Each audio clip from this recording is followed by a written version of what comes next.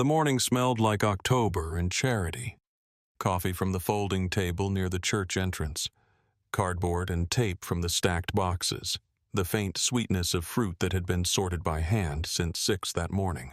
A breeze came off the harbor and moved through the lot, lifting the edges of the paper tablecloths and carrying the smell of bread from the bakery on 5th Street that Miriam had called on Thursday to arrange the donation. Miriam Walker stood at the edge of the New Hope Community Church parking lot in Charleston, South Carolina, and watched a line of cars that stretched to the end of the block and turned the corner. She had a clipboard under one arm and a radio in her left hand, and the specific, unhurried authority of a woman who had been doing this for 11 years and knew exactly how much every decision this morning was going to cost or save someone by nightfall. She was 52 years old. Her complexion was the deep, warm mahogany of someone who had spent years in and out of sun and wind doing work that required being outside. She stood without leaning, without fidgeting, watching the flow of the distribution line with the analytical patience of a person who had built this operation from a cardboard box and a folding table into something that fed 300 families a week. She wore jeans, a New Hope Community Church t-shirt that had been washed soft with years of use, and a clipboard tucked under one arm that held the distribution log, the permit, the approval email, and the traffic management plan she had submitted to the city clerk's office 6 weeks ago. She had designed the submission herself. Every form, every attachment, every supporting document. She had learned the city's permitting language over 11 years and had become precise in it because precision was the thing that closed the gap between what she had the right to do and what anyone could take from her. She walked to where a young volunteer was loading bags into a trunk and adjusted the angle of the boxes. "Give it to them with eye contact," she said. "They came here. That takes something. The least we can do is look at them when we hand it over." The volunteer nodded. "No one who comes here is a problem," Miriam said. "Hunger is the problem.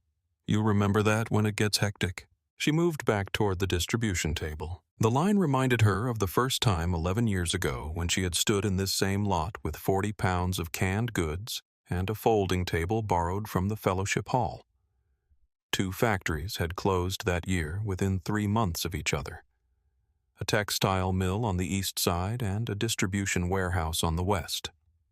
1,400 people out of work inside a 6-month period in a city that was already stretched thin. She had known families from the congregation who had gone from employed to desperate inside a single month. She had seen what that transition looked like in people's faces, the specific shame of it, the specific anger underneath the shame, the way people who had never needed help before would stand at the edge of a food line and look at the ground rather than at each other. She had decided the shame was the thing she could actually address. Not the poverty, not the factory closures, not the systems behind them, but the shame. She could design the work so that the shame had less room to live. New Hope Community Church had been serving this neighborhood for 40 years. The food pantry had started under a previous pastor as a monthly handout program. Miriam had turned it into something different over 11 years. She had started tracking names and household sizes and dietary restrictions. She had learned who was raising grandchildren. She had learned who had just been released from the state facility 2 counties over and was trying to start over with nothing.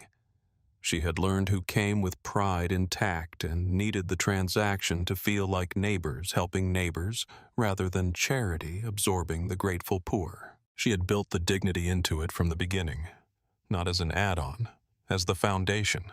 300 families a week, 40 volunteers on rotation. A system of communication with 6 other organizations in the region that meant a family who fell through one net often found another before the week was out.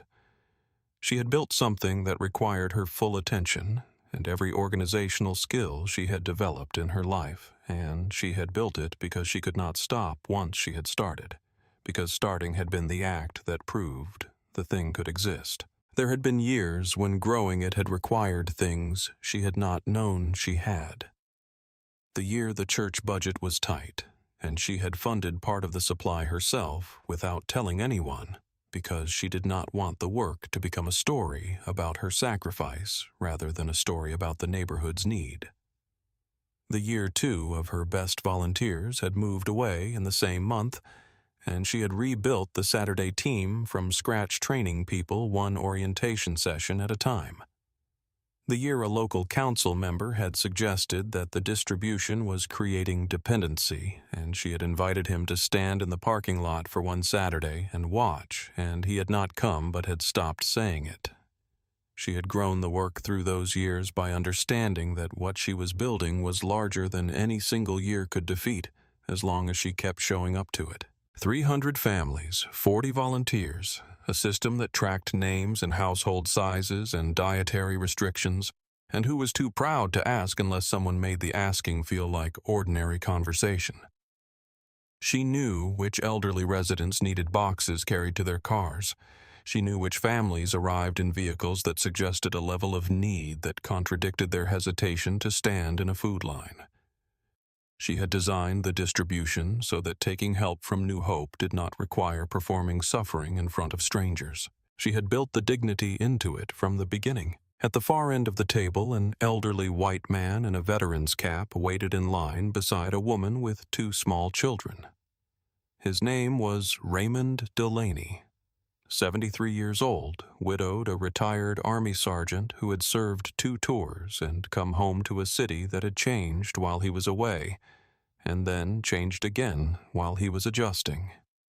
He had been coming to New Hope's Saturday distribution for 2 years.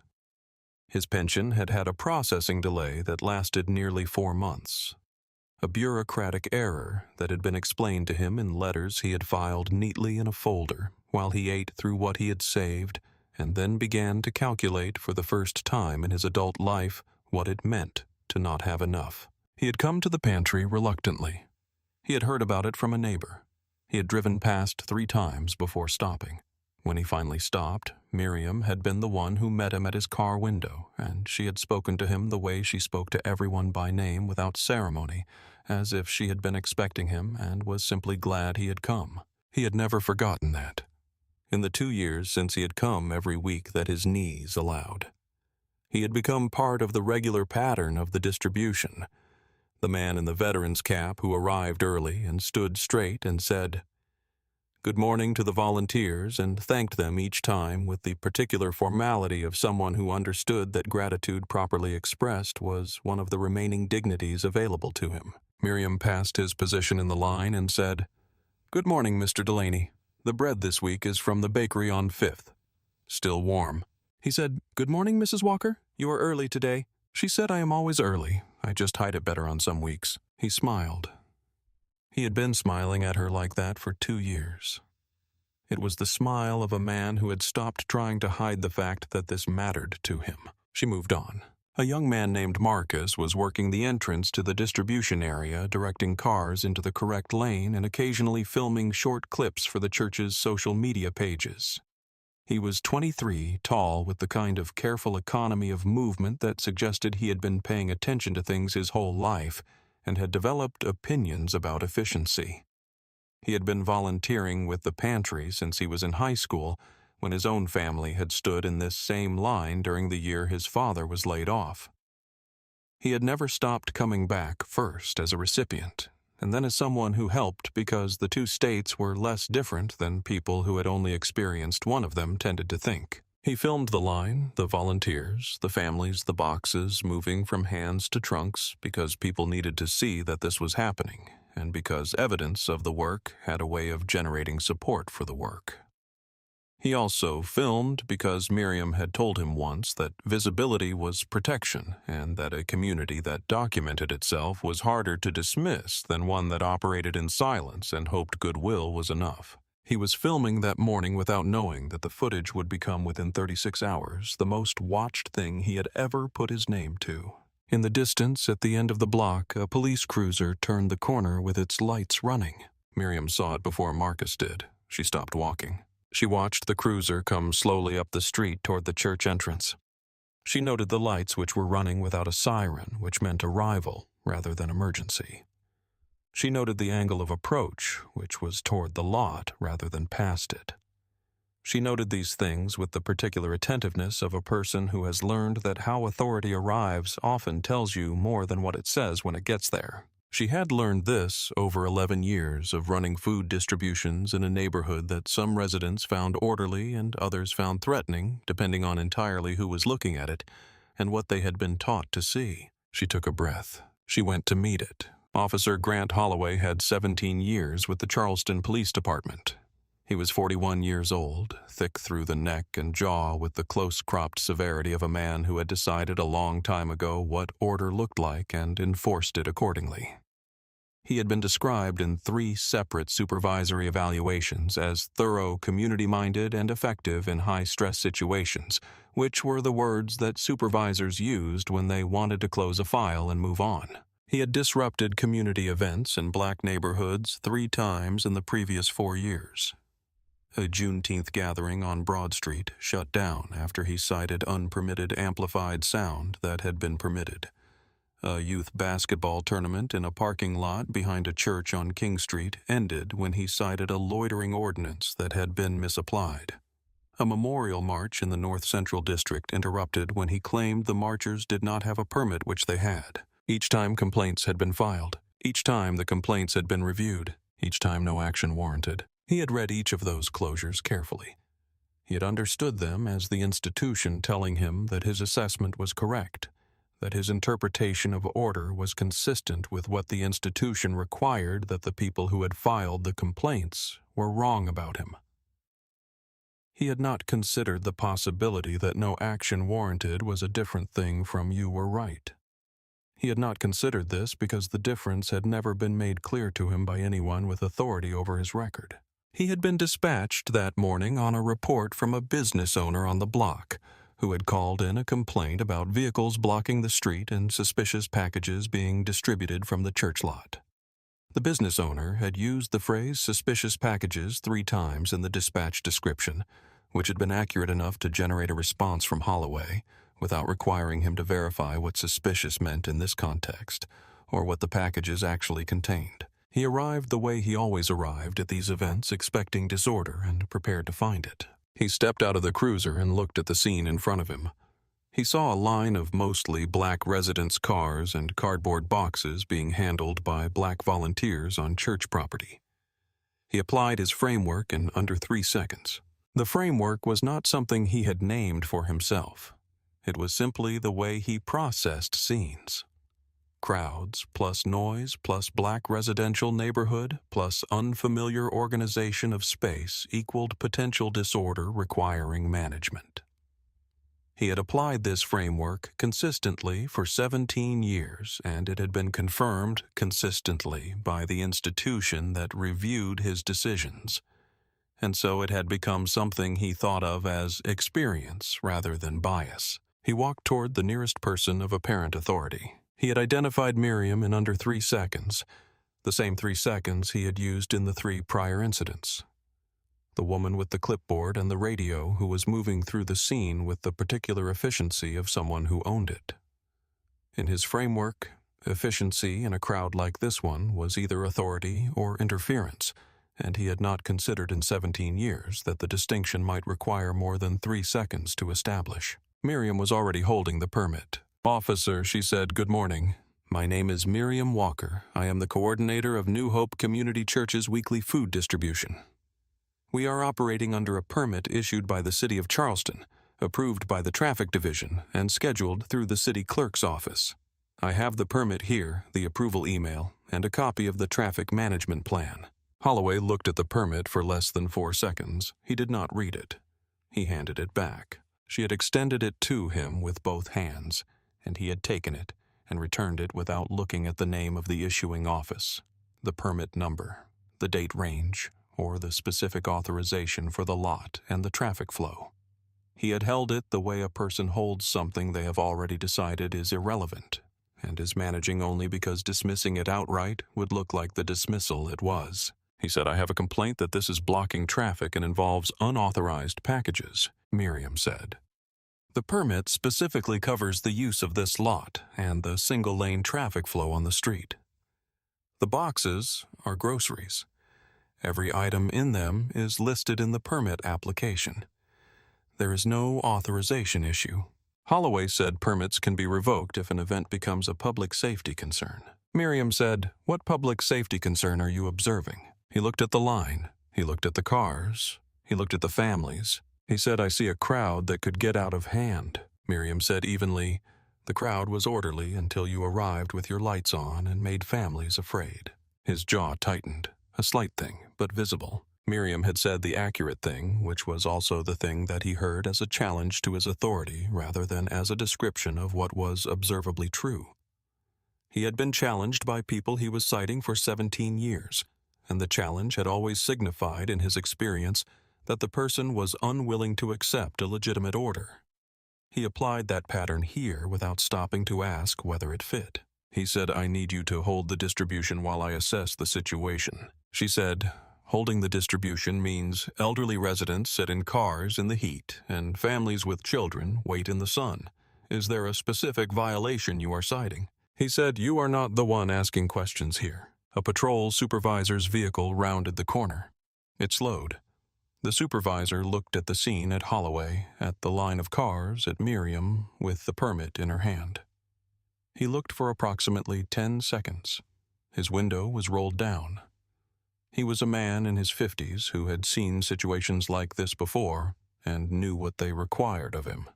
Then he continued driving and turned at the next intersection. Holloway watched the supervisor leave without stopping. He stood a little straighter. He said, "You need to pause the distribution now." Miriam looked at him for one moment.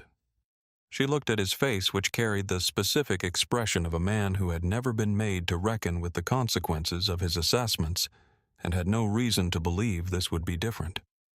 She looked at the families in the line who had gone quiet in the way families go quiet when authority arrives and they have learned that quiet is safer than visible. Then she turned and raised her hand toward the volunteers. They stopped.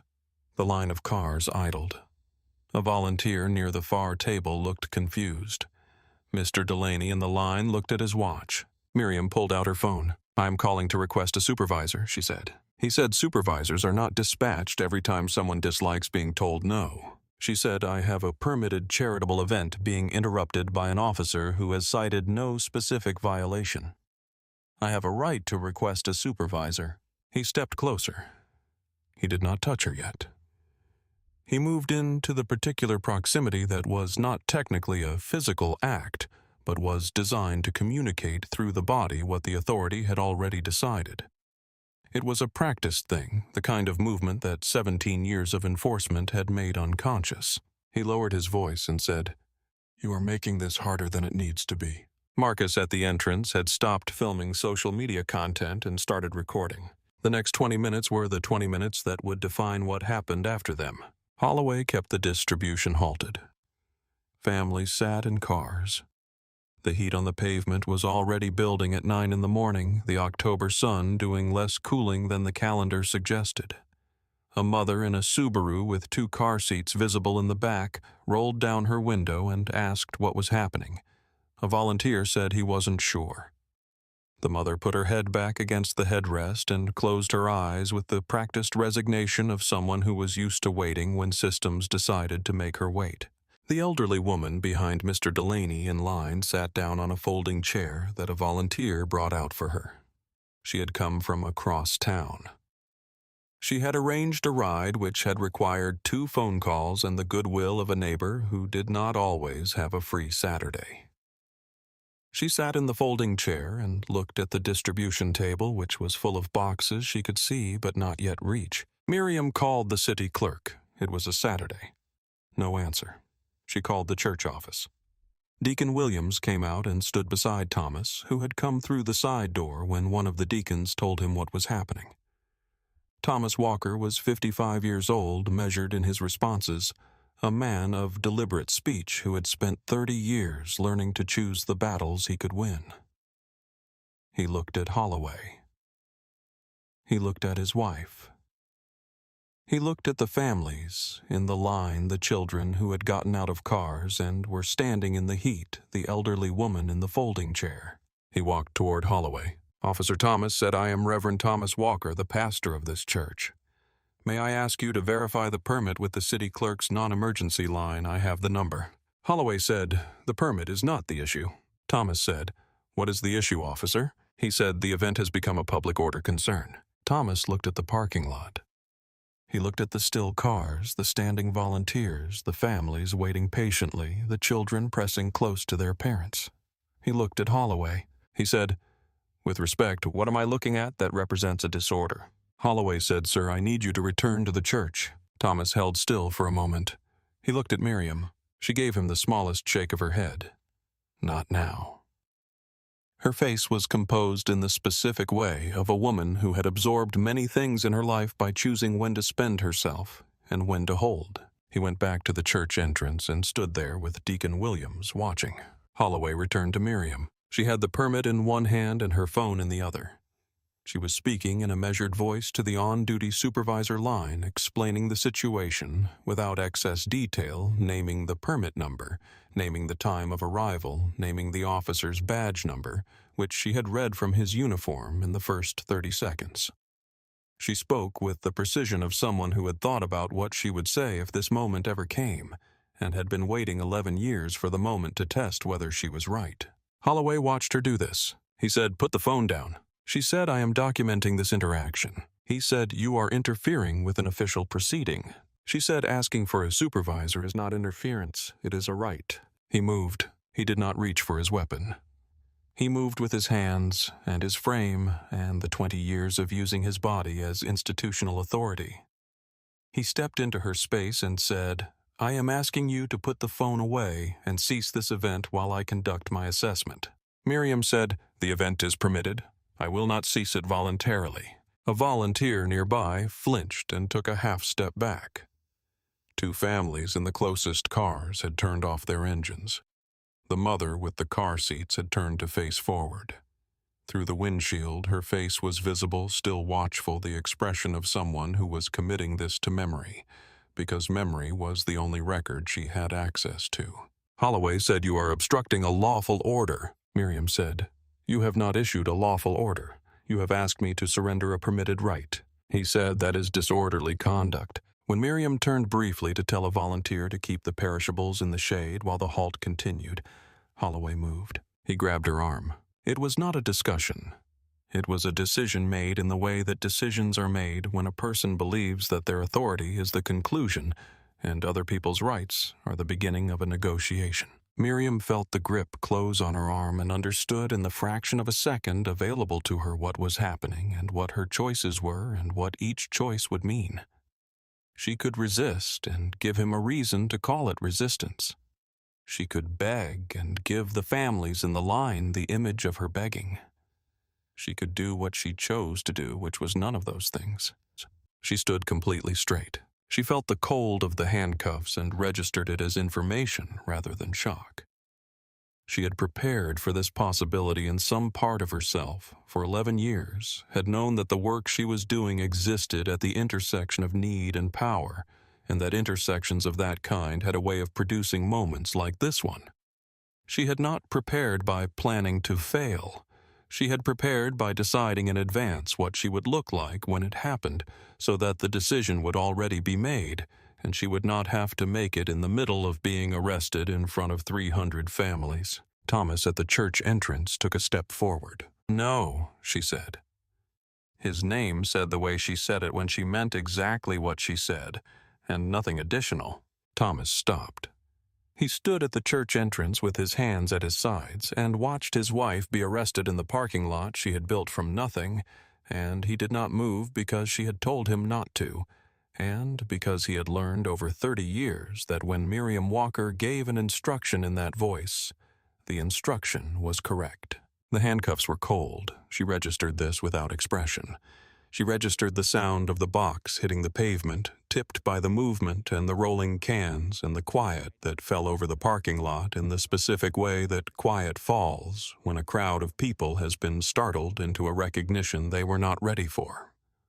She registered Mr. Delaney's face in the line, the veteran's cap, the straight back, and beneath the straight back something moving in his expression that she recognized as a man trying to process what he was watching, and not yet knowing what to do with it.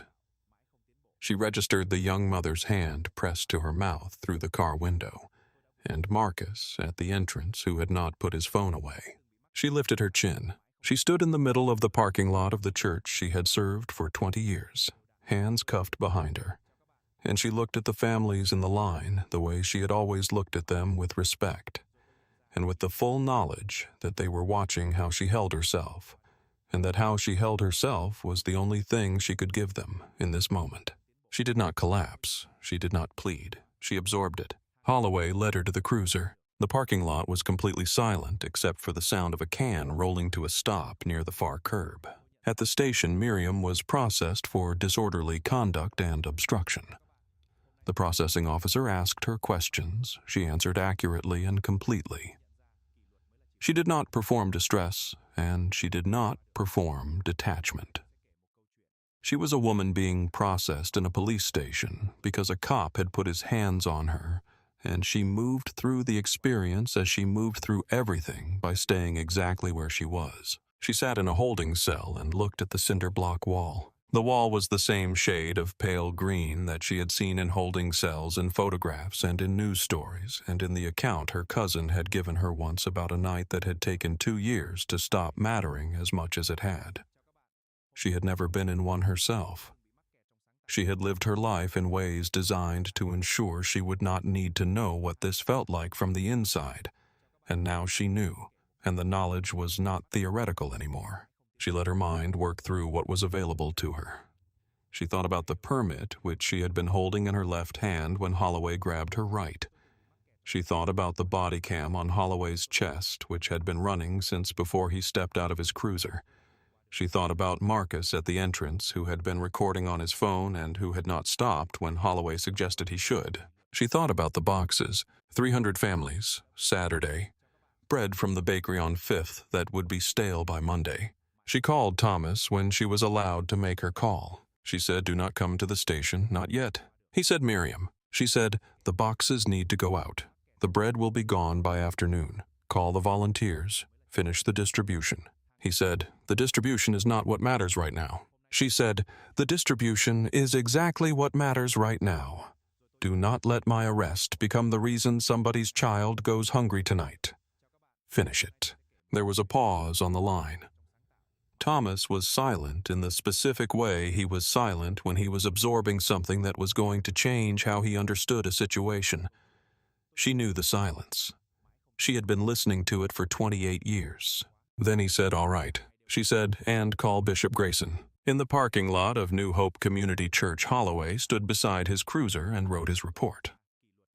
He described Miriam as having become aggressive when asked to comply with a lawful order. He described the event as having created a public safety concern. He wrote that she had incited the crowd, obstructed official business, and refused multiple requests to cooperate. He wrote the report with the efficiency of someone who had written similar reports before and knew which words closed files and which ones opened investigations. He read it back once, noted that it matched the template of the 3 prior reports, that it each resulted in no action warranted, and submitted it. He did not think about the body cam on his chest, which had been running since he stepped out of the cruiser on the street in front of the church. He picked up his coffee. He drove home. He thought briefly that this would be a fine and lesson situation, the kind of Saturday where a settlement arrived before the following week and nobody talked about it loudly because nobody with enough power to matter had been affected. He had done this before. He knew how it resolved. He was confident in his knowledge of how it resolved because the institution had confirmed his confidence 3 times already. He was wrong about all of it, but he did not know that yet. He did not know that the body cam had captured the permit exchange in full. The permit in Miriam's hand extended toward him, held steady while he held it for 4 seconds and returned it. He did not know that the camera had been positioned at chest height, pointing outward, and had recorded Miriam's face and the permit text, and his own hand returning the document without a single word spoken about its contents. He did not know that Marcus had recorded 11 minutes of footage continuous from the moment the cruiser's lights appeared at the end of the block. He did not know that Bishop Samuel Grayson had a direct line to a civil rights attorney who answered her phone on Saturdays. He did not know any of these things because he had not asked about any of them. He had arrived, assessed, acted, reported, and concluded. He had done this 17 times with 9 similar events, and had not once been required to reckon with the gap between his assessment and what had actually been there. The institution had reviewed the gap each time and found it acceptable. He had every reason to believe the gap was not a gap at all, but simply the difference between what people saw and what was true. He was wrong about the gap, too. Thomas finished the food distribution that afternoon. He worked beside the volunteers with the sleeves of his dress shirt rolled to the elbows and his clergy collar still in place, handing boxes to families who asked where Miriam was. He told them she was handling some business and would be back. They nodded with the specific nod of people who understood what that meant and what it cost. Some of them said they would be back next week. Some of them said it without knowing whether they were promising him or promising something larger. Mr. Delaney waited until everyone else had been served. He took his box and walked to Thomas and said, "Reverend." What that officer did. That was not order. That was something else. Thomas looked at him. He looked at the veteran's cap and the straight back and the box held under one arm and the expression of a man who had decided something. He said, "Yes, Mr. Delaney, it was." Mr. Delaney nodded once. He walked to his car. He drove home. He ate lunch. He thought about what he had witnessed for the rest of the afternoon. He thought about what he had said to Thomas and what Thomas had said back, and about the fact that they had been saying the same thing without knowing who else was going to say it. Bishop Samuel Grayson arrived at New Hope that afternoon. He was 68 years old with the unhurried authority of a man who had been moving through rooms where power and injustice intersected for 40 years. He had a civil rights background that went back to the years when the movement was not yet called history, but was still being made in parking lots and churches not unlike this one. He had learned that the first thing to do in a crisis was almost never the loudest thing available. He sat in Thomas's office and listened. He listened to everything: the permit, the arrival, the halted distribution, the supervisor who had driven past the arrest, the families in the cars, the can rolling across the pavement. He asked one question. He said, "Is there video?" Thomas said, "There is the officer's body cam and a young man named Marcus who was recording." Grayson said, "And a preservation letter?" Thomas called the attorney whose number Grayson gave him. The attorney answered on the second ring. By evening, a formal evidence preservation request had been submitted to the Charleston Police Department's legal counsel. The letter named the incident time, the responding officer the specific bodycam unit, and requested all footage from 30 minutes before Holloway stepped out of his cruiser until 30 minutes after Miriam was transported. That night, Marcus came to the church and gave Bishop Grayson his phone footage. He handed it over knowing that Holloway had looked at him when he was recording. He knew what it meant to be noticed. He had grown up in this neighborhood, and he understood that being noticed by a man like Holloway was a risk, and not a small one. He handed the phone over anyway because he had grown up around Miriam Walker, and she had given him the language for this moment years before it arrived. The only way visibility fails as protection is if you stop making things visible. Grayson looked at what Marcus had recorded and said nothing for a long moment. The footage showed Holloway arriving the permit exchange, the dismissal, the halted distribution, the elderly woman in the folding chair, the mother pressing her hand to her mouth, and the final 10 seconds before the can rolled across the pavement. He watched it twice. He watched the second viewing with the particular attention of someone who had spent 40 years understanding the distance between what institutions documented and what they were willing to acknowledge, and who now understood exactly where this footage stood relative to that distance. Then Grayson said, "You can trust me with this. Marcus said I know Bishop. That is why I gave it to you." He said it the way young people say things to elders they have decided to trust completely, which is without ceremony as a fact rather than as an appeal. Grayson received it that way. He made 3 phone calls that evening, one to the attorney, one to a journalist who covered civil rights cases at the state paper, and who had told him years ago to call when something was documented and undeniable. One to a network of pastors across the region who had agreed at a gathering 2 years prior that the next time evidence arrived, they would stand together rather than filing separately and waiting separately and being told separately that no action was warranted. By 10 that night, the chain of information was moving with the quiet, accelerating efficiency of people who have been waiting for exactly this kind of documentation for exactly this length of time. By Sunday morning, New Hope was full beyond its walls. Word had moved through the congregation and through the neighborhood with the specific speed of information that carries weight. People who had been in the distribution line on Saturday had called people who had not been there. People who had seen the phone footage which Marcus had distributed to a small group before turning over the original had called people who had not seen it. The news had arrived in kitchens and on porches and in the parking lots of other churches in the region. And it had arrived with the particular quality of information that confirms something people have already experienced but have not yet been given the public language to name. Civil rights attorneys sat in the front row. Reporters had been given seats at the back with the understanding that they were present as witnesses to a public service and would be given a statement afterward. Pastors from 6 neighboring congregations sat in pews that had been reserved with the specific reserve of pews that know they are going to be asked to hold something heavy. The choir loft was standing room. The aisles held people who had not come to sit. Miriam sat in the front row beside Thomas. She had been released on bond Saturday evening. She was not in her church clothes. She was in the same jeans and church t-shirt she had worn to the distribution, with the specific exhaustion of a woman who had spent a night in a holding cell and had not had time to change before the morning required her to be present. She was not performing grief. She was not performing strength. She was simply present in the way that she was always present, completely without performance, with the full weight of what she had built available to her, even when the institutions that were supposed to protect it had decided otherwise. Bishop Samuel Grayson came to the pulpit slowly. He was a tall man with white hair and the careful posture of someone who has learned that how you enter a room shapes what is possible once you are inside it. He wore his vestments without ceremony. He placed his hands on the pulpit and looked at the congregation for a moment before he spoke. He began with scripture. Not the angry verses, though the angry verses were available. The feeding verses. The ones about welcoming the stranger and clothing the naked and visiting the imprisoned, and understanding that what you do to the least of those in front of you is what you are doing to something much larger than the person in front of you.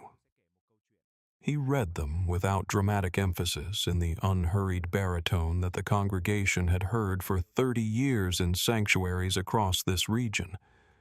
He read them the way you read something that you want to be already inside the room before you say what you are about to say. Then he stopped reading. He said, "Yesterday morning, a woman in this congregation went to feed hungry people and was arrested in front of the families she was feeding. Before I say anything else about what that means, I want us to see what actually happened. Not what I say happened. Not what the police report says happened. What the officer's own camera recorded." A screen had been set up beside the choir loft. The room was quiet in the way of a room where 200 people are holding their breath together without having agreed to do it. The bodycam played. It played from the moment Holloway stepped out of the cruiser. The congregation watched Miriam approach with the permit already visible in her hand. They watched Holloway not read it. They saw 4 seconds of him holding the permit, his thumb not moving across the text, and then his hand returning it without having absorbed any of its contents. They watched him dismiss her 3 times while she held the permit steady. They heard what he said about the crowd getting out of hand, while the camera showed an orderly line of cars moving through a single lane. They heard him tell a pastor that people should have planned better when a mother said she had come for her children's groceries. They watched Miriam turn to speak to a volunteer. They watched Holloway's hand close on her arm. The room went completely silent. The specific silence of a room where 200 people have just understood that what they thought they were watching has now confirmed itself. Then came the footage of Miriam's face. 1 second before she was turned toward the cruiser, her chin was up. Her expression was not fear and not rage and not defeat. It was something that did not have an ordinary word for it. but that everyone in that sanctuary recognized immediately, in the way you recognize something that has lived in you for a long time before you have been given the occasion to see it in someone else. They recognized what it cost to hold yourself that way when the world was insisting you fall. They recognized it because they had been asked to hold themselves that way before, and some of them had managed it and some of them had not, and either way they knew what it required. The footage ended. Nobody spoke for several seconds. Bishop Grayson let the silence be what it was. He did not fill it. He stood at the pulpit with his hands resting on the wood and waited for the room to come back to itself. Then he said quietly, "The report Officer Holloway submitted. Saturday afternoon states that Mrs. Walker became aggressive, incited the crowd, and refused a lawful order. You have now seen what the officer's own camera recorded." He paused. He said, "The truth is not what he wrote. The truth is what was there. And it was recorded by his equipment on his time, and it is now in the possession of the people who have been asked to evaluate his conduct." The civil rights attorney spoke for 7 minutes. She stood at the front of the sanctuary and outlined the legal landscape with the specific, methodical clarity of someone who knew the room needed information rather than performance. Wrongful arrest, false official report, interference with a permitted charitable activity. First Amendment implications of halting a religious organization's community service. Prior pattern evidence from 3 previous incidents at community events in black neighborhoods over 4 years. She said the legal path forward was clear, that the evidence was strong, and that they intended to walk every step of it. Then the pastors began to stand, one by one, with the particular deliberateness of people who have been sitting with something and have decided that sitting is no longer sufficient. A pastor from James Island who had had a youth vigil ended by Holloway 18 months ago on a public safety citation that had no basis in the city code. A pastor from North Charleston who had had a march interrupted in the same manner, same language, same outcome, no action warranted. A pastor from West Ashley who had filed a formal complaint after a food drive on church property was stopped and who had been told that the complaint had been reviewed and that the officer had followed protocol. They stood and they named what they knew, and what they knew added up to something that a pattern of isolated incidents could not produce, but a pattern of connected incidents could. Then a man rose from the middle of the congregation. Raymond Delaney stood slowly, steadying himself with the back of the pew in front of him. He was wearing his veteran's cap. He removed it before he spoke, which was the thing he did when he was saying something he wanted people to remember. He held it in both hands and looked at the front of the sanctuary, and then at the room around him, and the room went quiet in the way a room goes quiet for a man of 73 who is standing up in a church to say something he has decided cannot wait. He said, "My name is Raymond Delaney. I am a veteran of the United States Army. I am a resident of this neighborhood, and Miriam Walker's food distribution kept me from going hungry during 4 months when my government delayed my pension." He paused. He said, "I was in that parking lot yesterday. I was standing in the line. I watched what happened. I want every person in this room and every person who sees this later to understand that Officer Holloway did not just arrest a pastor's wife. He arrested the woman who designed that distribution to make sure that people like me could ask for help without being humiliated by asking." His voice held. He had 30 years of practice holding his voice in rooms that required it. He said, "I spent 4 months eating what that pantry provided. I am not ashamed of that. I am saying it because the whole point of what Miriam built was that needing help should not be something you are ashamed of. And what that officer did yesterday was try to make the asking shameful again. He tried to make the helping look like a problem instead of like what it was, which was neighbors feeding neighbors." He placed his veteran's cap back on his head. He said, "I want Officer Holloway to understand something, and I want the Charleston Police Department to understand something. You put your hands on the woman who has kept this neighborhood whole. You put your hands on those hands that have been giving us boxes every Saturday for 11 years. And that is not something this community is going to treat as a fine and lessened situation. That is something we are going to address." He sat down. The room erupted not in the disorder that Holloway had tried to prevent in that parking lot, but in the specific organized sound of people who have decided to be witnesses to what they have seen and who understand that witnessing is itself a form of action. Miriam sat in the front row and listened. She did not look triumphant. She looked the way she always looked when the work revealed what it was actually made of, tired, certain, and unwilling to stop. The investigation into Officer Grant Holloway lasted 6 weeks. His report was compared line by line against the bodycam footage. The footage was reviewed by 3 separate investigators, including one brought in from outside the department at the attorney's request. Every claim of aggression was refuted by the recording. Every claim of disruption was refuted by the footage of an orderly distribution line operating within the parameters of its permit. Every claim of obstruction was refuted by the moment Miriam held out the permit, and Holloway returned it in 4 seconds without reading it. His 3 prior complaints were reviewed in the context of the new evidence and the statements of the 6 pastors who had risen in the sanctuary on Sunday. The prior reviews had each found no action warranted. The new review found a pattern. The word pattern appeared 5 times in the final investigative report, in 5 different analytical contexts, each one building on the one before it. Holloway was suspended without pay pending a disciplinary hearing. The hearing lasted 2 days. It resulted in a formal demotion and a permanent letter of finding placed in his record. The false official report charge was referred to the city prosecutor. The business owner who had made the original complaint was interviewed and acknowledged that he had used the phrase suspicious packages without having looked at or inquired about the packages. Miriam's charges were dropped in full. She refused to accept a quiet settlement without a policy change attached to it. She said to the attorney, "The apology and the payment are not the point. The point is that the next person should not have to build a case the way I built this case in order to be treated as a human being with a permit." The city of Charleston adopted a protocol requiring supervisor sign-off before any officer could halt a permitted charitable event. The protocol required officers to document on record the specific public safety violation being cited before any action was taken.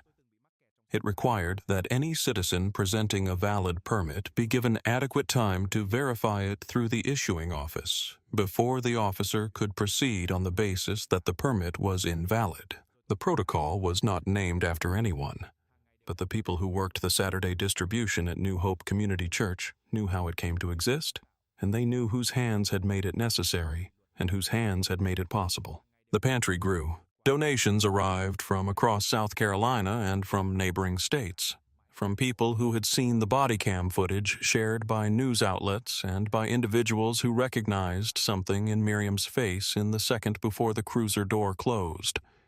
Miriam accepted the donations and channeled them into the operation and resisted every effort to turn the pantry into a symbol larger than the families it served. When a television station asked to do a profile of her work, she agreed on the condition that the profile focus on the distribution system and the families, rather than on her.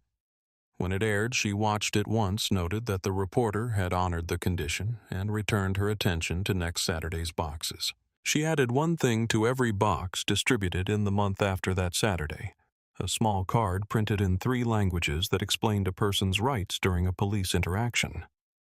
What to say, what to preserve, what to document. She framed it not as protest, but as information. As neighbors helping neighbors with the kind of knowledge that neighbors sometimes needed. The card was not Miriam's first instinct.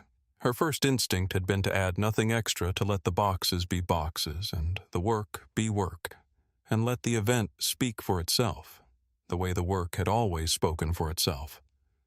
But the attorney had asked her in one of their final meetings what she wanted the lasting outcome to look like. Not the legal outcome, the lasting one. The one that would still be there after the investigation was closed and the settlement was signed and the story had moved on to the next story. And Miriam had thought about it for 2 days. And the thing she had come back to was the moment in the parking lot when she had turned to tell a volunteer to keep the perishables in the shade. She had turned for 3 seconds. She had given information to someone who needed it. That was all she had done when Holloway decided to act. She had been doing what she always did, providing the people around her with what they needed. The card was the same thing. It was information. It was neighbors helping neighbors. It was the work continued. Thomas changed. He had always preached peace, and he still preached peace, but he understood now that peace and silence were not the same thing.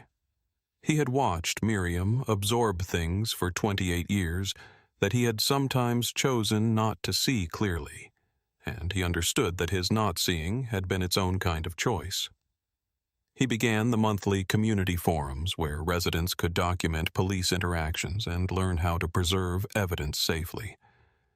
He sat at those tables and listened more than he spoke, which was harder for him than the speaking had been. Bishop Grayson returned to New Hope several months later for a service of rededication. He did not play any footage. He did not name the officer. He did not recite the legal outcomes or the policy changes or the investigation findings. Instead, he invited people to stand and say what the pantry had helped them survive. They stood, one at a time, with the particular willingness of people who have been given permission to name what they have been carrying. Layoffs. Medical bills that exceeded what any planning could have anticipated. Rent increases that arrived without warning in years when wages did not move. The months when 2 children needed winter coats and there was nothing left after rent for food. The week after the car died and the job required the car.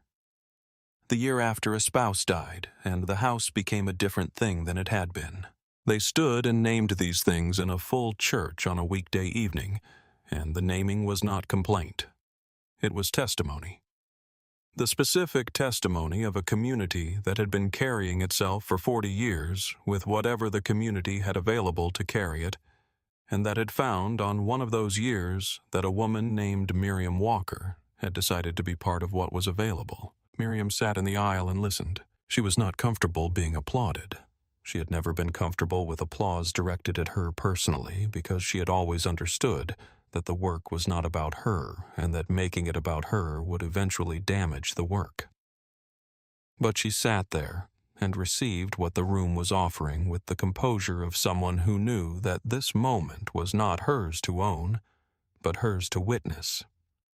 She watched the people standing, and she heard what they named, and she let it matter without letting it become something that required her to be more than she was. There was a moment during the weeks of the investigation when someone from the department's community liaison office came to New Hope and asked Miriam if she would be willing to sit down with Officer Holloway in a facilitated conversation. She said she would when the investigation was complete. She said it without hesitation and without hostility and without any of the emotional weight that the liaison had apparently been expecting.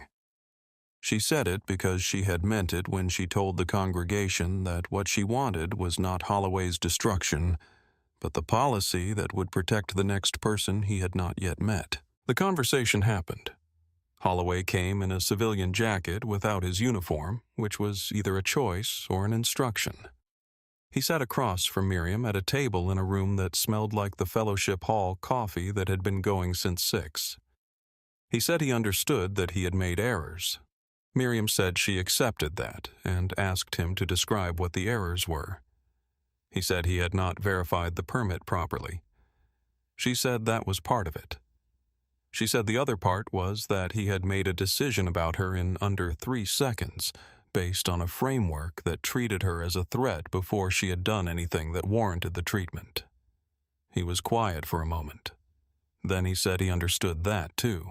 She did not tell him she forgave him. She told him she hoped he would do the work required to understand why his framework had produced the outcome it produced and that, understanding it, was the only way the next encounter would be different. He nodded. She thanked him for coming, and she meant it because showing up was the first requirement, and he had done the first requirement. She was back at the distribution table by noon that same day. The next Saturday morning arrived the way Saturday mornings always did. The morning smelled like October in Charity. Coffee and cardboard and the faint sweetness of bread from the bakery on 5th.